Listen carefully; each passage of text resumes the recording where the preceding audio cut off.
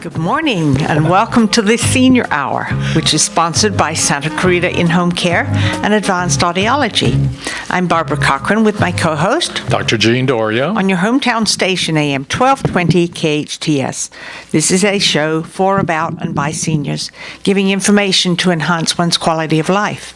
And our guest this morning, speaking about enhancing quality of life, is Dr. Thomas Pilecki, and he is a chiropractor, and a very different chiropractor. Yes. One that I like much better. Oh, thank you. That's a good start.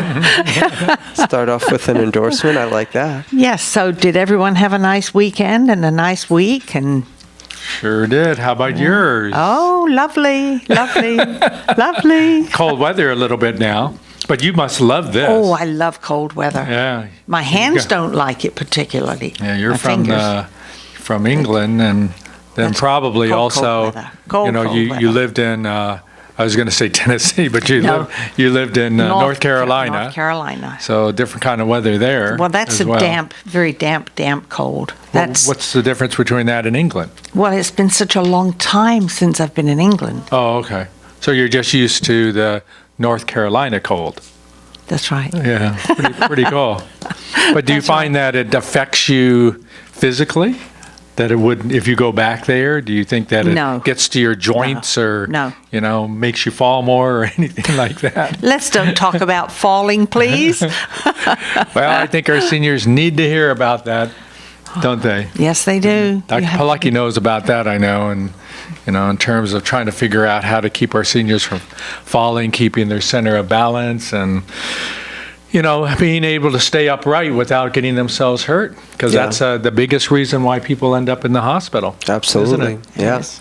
So what do they do? What is prevention for that? We know that our vision starts to be affected, our senses, hearing is affected. Even people get like peripheral neuropathy, they can't feel, there's some numbness in their feet, and and then the shoes and everything else go along with it. I mean, how does one look at life and say, hey, I don't want to fall? Yeah. That puts me in the hospital, a broken hip, takes me out of my home, maybe in a nursing home. They don't want that. Absolutely. Well, I think the big key is there's this 800-pound gorilla in the room when it comes to health.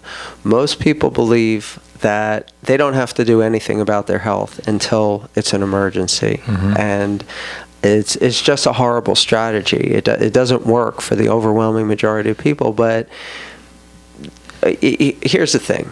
You brush your teeth. If you still have your own teeth, you brush your teeth every day. Mm-hmm. Most people will fasten their seatbelts mm-hmm. when they get in a car. And for whatever reason, it's not, you don't fasten your seat after you've been in the car accident. You don't brush your teeth after you lose them. Mm-hmm. But that's the way we handle most of our health situations. Mm-hmm. And you asked a specific question about balance. There are exercises that you can do every single day that will improve your balance and mm-hmm. coordination and strength and flexibility. There are foods you can eat every single day that are going to minimize inflammation in your body. Stop things like all of the top 5 killers, and peripheral neuropathy isn't on that list, but you brought it up. Peripheral neuropathy is an end product of some kind of inflammatory process that affects the nerve system, whether it be diabetic or otherwise. It's all about inflammation, and there are easy enough ways. There are 80% of all of our healthcare dollars goes into treating the end stages of these disease processes. It's about 20% of the problem, and 80% of the time they can be avoided. 20% of the time it's just a bad deal. You got a bad deal either genetically, or something bad happened to you, or you were exposed to something that you were in the wrong place at the wrong time. But that's not the overwhelming majority. The overwhelming majority is you live your life like there are no consequences, and yet we know that there are. Mm-hmm. Mm-hmm. But, people age, and mm-hmm. Aging, I've never really seen anybody age to 110, let alone 120. So they're going to age, and they're going to have the frailties of aging as a part of their life. What we're talking about is prevention. Sure. And trying to, halt some of the process of aging that is going on, or readapt ourselves to be able to say, okay, I can handle this part, and I'm going to strengthen this area. I'm going to improve my coordination. I'm going to change and increase my flexibility. Absolutely. All these things that you want to try to be able to do to enhance preventively your life so that you don't end up having problems. But ultimately, you're going to get old. Yeah. And that's just No, part you're not going to get what's old. going to happen to. You're getting older, not old. Okay, I'll add an ER to that. Older. I'm fine with that. That's much more acceptable, at least to me anyway. Here's the thing. Nobody gets out alive. But the problem is, way too many people have a really substandard quality of life for way too long. It was starting very early. It's starting earlier and earlier. We're seeing children now with advanced degenerative diseases because of lifestyle, because they're not getting the kind of activity, because they're not getting the kind of nutrition that we took for granted. Mm-hmm. Exercise when we were young was, you're just a kid. You run around. You do stuff. You don't sit in front of a computer. You don't sit in front of a TV. When you eat something, it's made out of real food. It's made out of real things that your parents probably had to prepare, and it took a little bit longer, but there was actually some nutritional content with it. Now, everything is prepackaged. Everything is all about convenience. The nutritional values have gone down substantially. The exercise of pretty much everybody across the board is almost non-existent. Something like less than 15% of the population does any form of exercise at all, much less meet the daily requirements to keep your body as healthy as it should be. So there are things, simple enough things that people can do, and it's not this huge lifestyle overhaul. It's just doing a few things differently that may take, especially for seniors who are mostly retired and maybe volunteer some time, but it will maybe take an hour out of your day that you're not going to watch TV or read a book or whatever. Not that necessarily those things are bad. It's just that you got to set some priorities. And if your health isn't a priority, it will become one. That's right. What about those people, though, that are listening to our show and saying, okay, I'm 85 years old and I hear what Dr. Pilecki is saying, but it's too late. It's never too late. Right, but this is their thought process. They're hearing this. So how do we tell them, convince them that it's not too late? How do we say, I think, living in this country, we live by incentives. Sure. Somebody puts $1 and hangs $1 up, we're going to jump for it. That's the nature of who we are. Challenges. So, and, it doesn't even have to be a money challenge, but we get challenged. Okay. So how do we challenge those people sitting at home right now and saying, yeah, they're right. I haven't exercised in years, but I'm just going to keep doing what I'm doing because it is too late, baby. It is too late. Well, if that is really the way people feel about it, there's probably not a whole lot you can do to convince that. The important thing is find out what is important to that person. There's got to be something important to them, whether it's their grandchildren or whether it's their contribution. And if it's not, if they've lived their life where it's all about their individual significance and their individual certainty, where they're more comfortable about they know that they have this disease. They know that they take these pills every day. They know that their favorite show comes on at noon. They know that, and this is where they get all their comfort from, regardless of whether it is damaging them or not. Those kind of people are not necessarily going to be open to the suggestion that there's something bigger out there. There is what are you doing to contribute? What are you doing to give back? What was your life really about? What can you provide for either your immediate family or your extended family or your immediate community or your extended community? What are you doing to give back? Well, Barbara's a prime example. I mean, she is all about giving and contributing and activity and staying sharp and doing as much as possible. She's a perfect role model for what we do. She comes to see me, which is a big part of it, I believe. As far as when you're starting to get older and things do start aging, that's inevitable.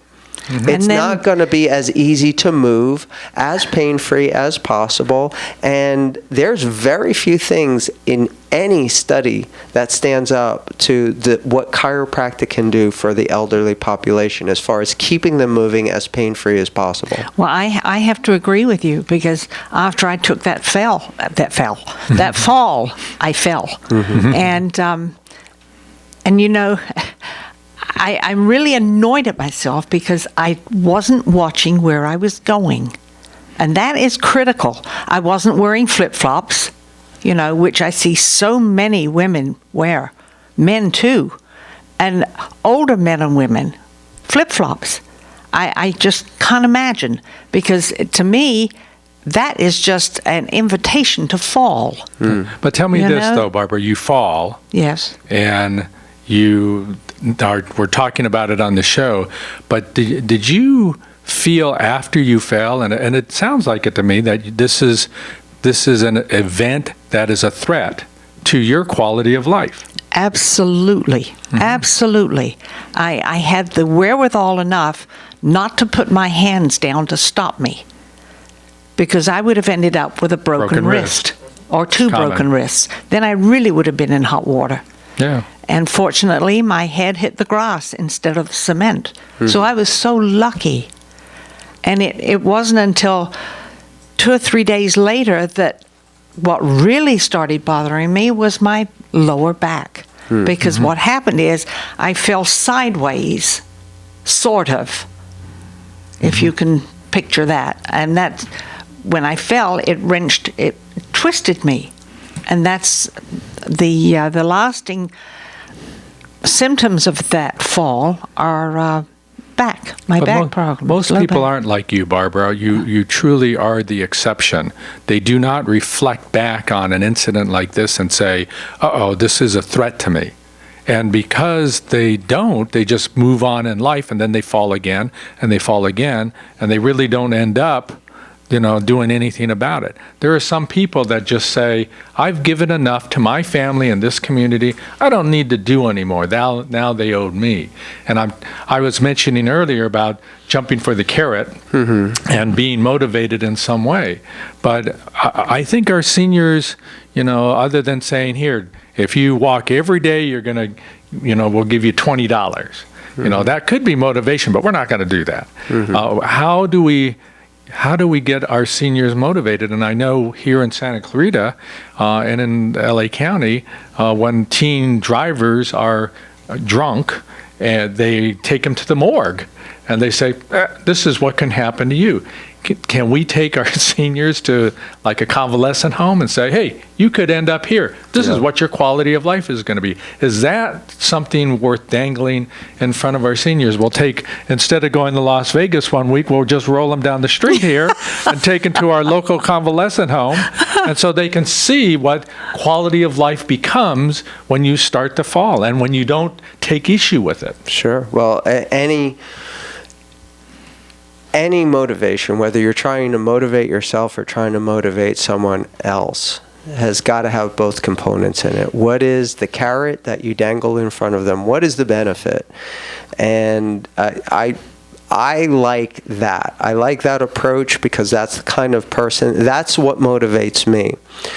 The other motivation is the stick, the fear. So people are either going to be moving away from pain, which almost will motivate anybody short term. Everybody wants to get out of pain, but that becomes counterproductive after a while. You can only get people moving by trying to motivate them out of pain.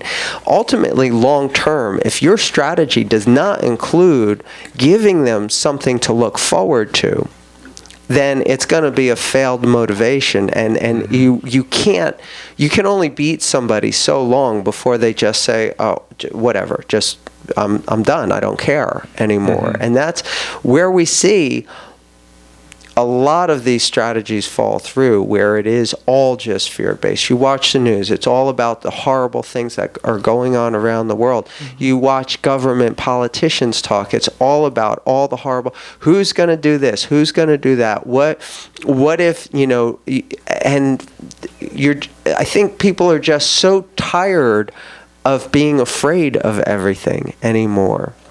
It's just gotten to the point where I don't think fear has the same kind of bite on it, because we've been in a perpetual state of, what is it, code orange for the past 14 years now. It's like, oh, now they've got to create these new things to be afraid of. And you watch any headline news, it's all about, this is going to kill you, or who's moving into your town, and what are the refugees going to do, and it's all about, what is the next thing that I have to be afraid of. So I'm not a big proponent of really beating people down with fear to try to get them to do something.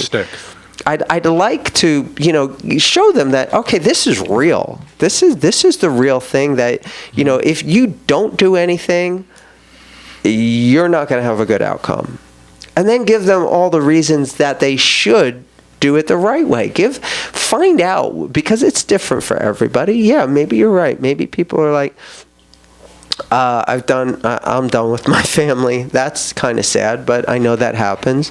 I'm done with my family. I'm done with the community. I'm done with everything. And then you got to scratch your head and think, well, why? Why do you get up every morning? And if people can't answer that question, you've got a job. You've got a job in front of you, as far as trying to figure out, what is it going to take to get this person back to life? Because they've already decided to check out at that point. They're done with the game at that point. So what is it? What can you do? There's only 5 needs that need to be met, and if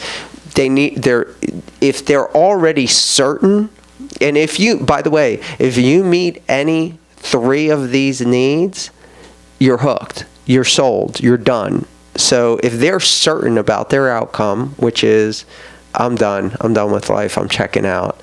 If their significance is that it is no longer relevant to them, like, I don't care, I'm not going to contribute, that's another one.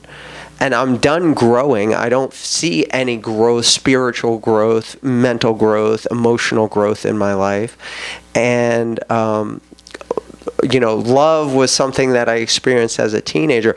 If you've checked out of all 5 of those needs, there's no motivation. You can't dangle money in front of someone like that. It doesn't matter anymore. But if you can find something where it's significance, where it's certainty or uncertainty, where it's contribution or love or growth, and you can get them hooked on 3 of those concepts, it's done. It's done. Whatever it doesn't require this huge strategy. You just have to find out what 3 things are going to get that person back in the game of life. Okay, so when we come back, I just want to, because I didn't hear all 5 things. I mean, I watched the Republican debate, and Ted Cruz said there are 5 things, and I counted 4. So I want to try to figure out what, go back to those 5 things, because I just kind of wonder, what do we do, when people have lost motivation? Sure. Is it our responsibility to give it back to them? That's a harder question, and that's what we're going to take up on our next round, talking with Dr. Thomas Pilecki here on the Senior Hour on your hometown station, AM 1220 KHTS.